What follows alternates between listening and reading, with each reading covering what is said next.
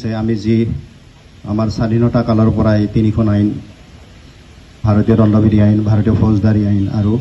ভাৰতীয় সাক্ষ্য আইন এভিডেন্স এক্টটো আমি এভিডেন্স এক্টত আমাৰ ন্যায়িক প্ৰক্ৰিয়া চলাই আহিছিলোঁ আমি কোৰ্টত বিচাৰ ব্যৱস্থাৰ সন্মুখীন হৈছিলোঁ বা আমি এজন আসামিক এৰেষ্ট কৰিছিলোঁ ইনভেষ্টিগেশ্যন কৰিছিলোঁ সকলোবিলাক ন্যায় প্ৰক্ৰিয়াৰ গোটেইবিলাক বিষয় আমাৰ IPC ইণ্ডিয়ান পিনেল কোড 1860 আৰু ক্ৰিমিনেল প্ৰচিডিউৰ 1973 আৰু এভিডেন্স এক্ট 1872 মতে আমি চলি আহিছিলোঁ কিন্তু আজিৰ পিছত গভৰ্ণমেণ্টে যি আমাৰ লেজিসলেচাৰে যি নতুন আইন প্ৰৱৰ্তন কৰিছে সেই আইনকেইখন আপোনাৰ ইয়াত লিখাই আছে ভাৰতীয় ন্যায় সংহিতা ভাৰতীয় নাগৰিক সুৰক্ষা সংহিতা আৰু ভাৰতীয় সাক্ষ্য অধিনিয়ম ব্ৰেকেটত যিবিলাক আছে আমাৰবিলাক পুৰণা IPC CRPC আৰু ইণ্ডিয়ান এভিডেন্স এক্ট মানে এই পুৰণা আইনকেইখনক এই আইনকেইখনে আজিৰ পৰা বদলি কৰিব ঠিক আছে আজিৰ পিছত যদি কিবা ঘটনা ঘটে আপোনাৰ লগত বা যিকোনো মানুহৰ ভাৰতীয় এজন ব্যক্তিৰ ক্ষেত্ৰত ভাৰতবৰ্ষৰ ভিতৰত তেতিয়াহ'লে আমি এই আইনকেইখনৰ ধাৰাৰ অধীনত প্ৰচিডিউৰৰ অধীনত পানিছমেণ্ট ছেকশ্যনৰ অধীনত আমি বিচাৰ ব্যৱস্থাৰ সন্মুখীন হ'ব লাগিব বা আমি ইনভেষ্টিগেশ্যন কৰিম বা এজন আসামীয়ে পানিছমেণ্ট পাব ঠিক আছে এই সম্পৰ্কে আপোনালোকৰ মাজত আমি যাতে এটা সজাগতা আনিব পাৰোঁ সকলোৱে যাতে বুজা উচিত নতুনকৈ আইন এখন আহিছে গতিকে এই সম্পৰ্কে আপোনালোকক নেতৃস্থানীয় কিছুমান মানুহক মাতি আনিছোঁ আৰু আপোনালোকৰো কাম হ'ব কি আপোনালোকে গাঁৱত গৈ বা 2-4জনক জানে এই বিষয়ে জনাই দিয়ে আমাৰ যোনকেইখন পুৰণা এক্ট হয় সেই এক্টকেইখনৰ প্লেচত নতুন এক্টে আজিৰ পৰা যদি কিবা কেছ ৰেজিষ্টাৰ হয় সেই নতুন এক্টকেইখনৰ অধীনত কেছসমূহ ৰেজিষ্টাৰ হ'ব মই বিতংকে মোৰ সম্যক জ্ঞানেৰে আপোনালোকৰ আগত যিবিলাক চেঞ্জেছ আহিছে specially women and related offence and child related offence মই তাৰ যিবিলাক চেঞ্জেছ আহিছে তাৰ ওপৰত মই দুটামান কথা ক'ব বিচাৰিম আৰু যিহেতু আমি সকলো লাৰ্ণাৰ হয় যিহেতু আমিও শিকি আছোঁ বস্তুবিলাকৰ লগত আমিও এতিয়ালৈকে ইউজ টু হোৱাই নাই তথাপিও যিমানবিলাক পাৰোঁ বা যিমানবিলাক বস্তু জনা হৈছোঁ সেই জনা বস্তুবিলাকৰ বিষয়ে আপোনালোকৰ ওপৰত মই দুটামান কথা ক'বলৈ আগবাঢ়িছোঁ চ' ফাৰ্ষ্ট অফ অল আমাৰ যিটো পুৰণা IPC আছিলে IPCত যোনবিলাক আমাৰ পুলিচ অফিচাৰ হয় বা যোনবিলাক অলৰেডি পলিচিং কৰি আছে তেওঁলোকে অলৰেডি অৱগত হয় যে আগৰ পুৰণা যোনটো IPC আছিলে তাত টোটেল 511 ছেকশ্যন আছিলে কিন্তু এতিয়া যদি আমি চাওঁ নতুন যোনটো BNS আইন হয় চ' BNSখনত আমি বেচিকেলি 358 ছেকশ্যন আহিব চ' ফাৰ্ষ্ট কুৱেশ্যন এৰাইজ হয় এইটোৱে হয় যে আমাৰ যোনবিলাক ছেকশ্যন হয় এই ছেকশ্যনবিলাক কি আমাৰ কমি গ'ল নেকি মানে কোনোবান ছেকশ্যন আমি ইয়াৰ পৰা ডিলিট কৰি দিছোঁ তো ফাৰ্ষ্ট অফ অল মই কওঁ যে এই ছেকশ্যনবিলাক কোনো ডিলিট হোৱা নাই 2-এটা ছেকশ্যনৰ বাদে বাকী ছেকশ্যনবিলাক আমাৰ যোনটো BNS হয় BNS যোনটো আমাৰ ছেকশ্যন 2ত আহি গ'ল গোটেই ছেকশ্যনবিলাক আমাৰ 2-8 আহি গ'ল এলফাবেটিকেলি আহি গ'ল গোটেই ছেকশ্যনবিলাক আমাৰ এতিয়া যদি চাওঁ আগতে ডিছঅনেষ্টি বা ফ্ৰডুলেণ্টলি বা মুভেবল প্ৰপাৰ্টি চবৰে ডেফিনেশ্যনছবিলাক আমাৰ বেলেগ বেলেগ ছেকশ্যনত আছিলে আৰু এইটো আমাৰ কাৰণেও এটা অলপ মানে টাফ আছিলে যদি আমি বস্তুবিলাকৰ লগত ইউজ টু হৈ নাথাকোঁ বা আমি ইউজ নকৰোঁ তেতিয়া যদি কোনোবাই আমাক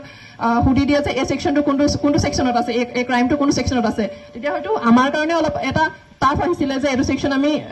ক'বৰ কাৰণে কিন্তু এতিয়া কি হ'ল যোনবিলাক গোটেই ডেফিনেশ্যনছ পাৰ্টবিলাক আছে ডেফিনেশ্যনছ পাৰ্টবিলাক ক্লজ 2:1ত 2 দি দিলে চিষ্টেমেটিকেলি দি দিলে আৰু গোটেই যোনবিলাক ডেফিনেশ্যনছ পাৰ্ট হয় ডেফিনেশ্যনছ পাৰ্টবিলাক যেতিয়া 2A অহাৰ লগে লগে গোটেই মানে ছেকশ্যনছবিলাক অট'মেটিকেলি কমি আহিলে এণ্ড অলছ' যোনবিলাক আপোনাৰ অফেন্সবিলাক এতিয়া এলফাবেটিকেলি হৈ থাকিলে এলফাবেটিকেলি মিনছ ছাপ'জ ছেকশ্যন 2A আপোনাৰ ডেফিনেশ্যন ছাপ'জ এক্টৰ ডেফিনেশ্যন আহিলে এণ্ড ছেকশ্যন 2 ক্লজ 2ত ছাপ'জ এনিমেলৰ ডেফিনেশ্যন আহিলে ক্লজ 2C ছাপ'জ আপোনাৰ কাউণ্টাৰফেইটৰ ডেফিনেশ্যন আহিলে 2/4 যেনেকৈ আপোনাৰ ডেথৰ ডেফিনেশ্যন আহিলে মানে গোটেই বস্তুবিলাক এটা ছিষ্টেমেটিক ৱেত এটা অৰ্গেনাইজ ৱেত আহি গ'ল গোটেই বস্তুবিলাক আৰু এতিয়া আমাৰ কাৰণে অকণমান ইজিয়ে হ'ব বস্তুবিলাক মনত ৰাখিবৰ কাৰণে আৰু নেক্সট যদি চাওঁ আমি ছেকশ্যন জেনেৰেল এক্সেপশ্যনৰ কথা কওঁ জেনেৰেল এক্সেপশ্যনছবিলাক আমাৰ প্ৰায় একে আছে জেনেৰেল এক্সেপশ্যনবিলাক আমাৰ চেঞ্জ হোৱা নাই যদি মই প্ৰাইভেট ডিফেন্সৰ কথা কওঁ প্ৰাইভেট ডিফেন্সৰ লেংগুৱেজবিলাকো প্ৰায় একে আছে 2-এটা লেংগুৱেজৰ 2-এটা অলপ চেঞ্জৰ বাদে বাকী মোৰ লেছ একে আছে আৰু যোনটো আমাৰ 107 এবেটমেণ্টটো আগতে আছিলে 107ত IPC আৰু এতিয়া নতুন BNSৰ মতে 45 BNSত আহি গৈছে আৰু বাকি যদি মেজৰ চেঞ্জেছৰ কথা ক'ব যাওঁ মেজৰ চেঞ্জেছ হৈছে আমাৰ চেপ্টাৰ 5 যোনটো হৈছে crime against women and children যেতিয়া ফাৰ্ষ্ট আমাৰ এই বিলকেইখনৰ কথা আমাৰ পাৰ্লিয়ামেণ্টত অনাৰেবল হোম মিনিষ্টাৰ অমিত শ্বাহজীয়ে যেতিয়া ফাৰ্ষ্ট ইন্ট্ৰডিউচ কৰিছিলে যে এনেকৈ নতুন বিলকেইটা পাৰ্লিয়ামেণ্টত উত্থাপন হ'ব লাগে চ' তেতিয়া মেইনলি কৈছিলে যে মানে যোনটো আমাৰ ওমেন ৰিলেটেড যোনবিলাক ক্ৰাইম বা চাইল্ড ৰিলেটেড যোনবিলাক ক্ৰাইম হয় এইবিলাক বহুত বেছি চেঞ্চিটিভ হয় আৰু আগতে কি আছিলে আগৰ যোনবিলাক IPC আছিলে IPCত কি আছিলে যোনবিলাক ওমেন ৰিলেটেড ক্ৰাইম হওক বা চাইল্ড ৰিলেটেড ক্ৰাইম গোটেই ক্ৰাইমবিলাক আমাৰ পিছলৈ আছিলে ঠিক আছে এতিয়া গোটেই বস্তুবিলাক আগত দি দিছে যিহেতু এই ক্ৰাইমবিলাকে ইম্পৰ্টেঞ্চ পাব লাগে আৰু তেওঁ কৈছিলে যে এইবিলাক যেতিয়া মানে ওমেন আৰু চাইল্ড ৰিলেটেড যেতিয়া কেছবিলাক আগলৈ আহিব বা আগত প্ৰাধান্য দিয়া হ'ব তেতিয়া বস্তুবিলাক আৰু ভাল হ'ব আৰু পানিছমেণ্ট ছেকশ্যনবিলাকো অলপ মানে ইণ্টাৰলিক কৰিবৰ কাৰণেও ইজি হ'ব তো আগতে যদি চাওঁ আমি 354 আপোনাৰ ছেক্সুৱেল হেৰাছমেণ্ট বা আপোনাৰ আউটৰেজ হাৰ মডেষ্ট্ৰি এগৰাকী ওমেনৰ তেখেতৰ ডিগনিটিৰ ওপৰত যদি কোনোবাই ভাইলেট কৰে কোনোবাৰ তেখেতৰ ডিগনিটিৰ ওপৰত যদি কোনোবাই কুৱেশ্যন কৰে বা তেখেতৰ ডিগনিটি হানি কৰিবৰ কাৰণে যদি কোনোবাই ট্ৰাই কৰে 354 ছেকশ্যন আহিছিলে তাৰপৰা আমি তাত যদি আকৌ চাওঁ 376ত পানিছমেণ্ট ফৰ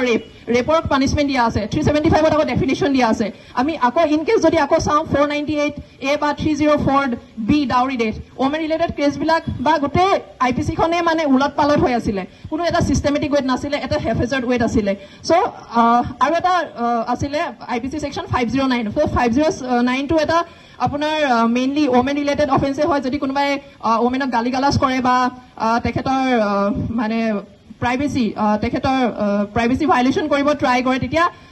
আমি 509 IPC ছেকশ্যনটো আমি জেনেৰেলি লগাওঁ কিন্তু এতিয়া কি হ'ল গোটেই অফেন্সবিলাক আমি এটা ছেকশ্যনতে ছেকশ্যন 5তে পুৰা চিষ্টেমেটিক ৱেট আমি আনা হৈছে তো এতিয়া কি হৈছে কোনো লিংক আপ কৰিবৰ কাৰণে মানে অসুবিধা নহয় 354 কোড আছে আৰু 509 কোড আছে ছেকশ্যনবিলাক মানে আগতে গোটেই মেচ আপ হৈ আছিলে এতিয়া মানে এটা চিষ্টেমেটিক ৱেট হ'ল এইটো এটা আমাৰ প্লাছ পইণ্ট হয় এতিয়া নতুন IPC মতে সকলোৱে জানক আজিৰ পৰা যি ব্ৰিটিছে আমাৰ 3খন আইন প্ৰণয়ন কৰি ব্ৰিটিছৰ দিনৰ পৰাই আমি ভাৰতীয়সকলে